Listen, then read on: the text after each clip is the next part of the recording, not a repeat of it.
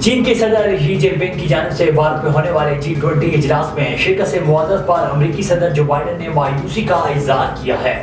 خبر رسانی ادارے کے مطابق بھارت میں منعقد ہونے والے G20 سربراہی اجلاس میں صدر شی جن پنگ کی معذرت کے بعد ان کی جگہ وزیر اعظم لی کوان ممکنہ طور پر اپنے ملک کی نمائندگی کریں گے۔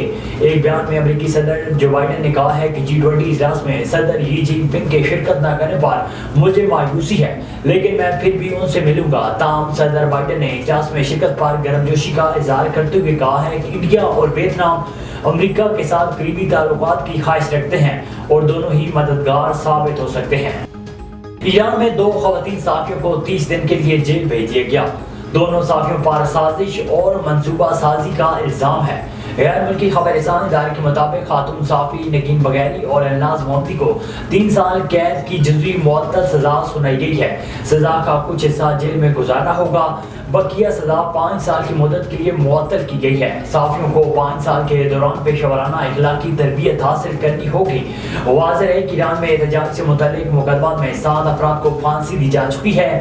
مظاہروں کے بعد سے اب تک 90 سے زائد صحافیوں کو گرفتار کیا گیا ہے۔ نوبل فاؤنڈیشن نے نوبل ایوارڈز کی عالمی تقریب میں روس، ایران اور بیلاروس کو دعوت نہ دینے کا فیصلہ کر لیا۔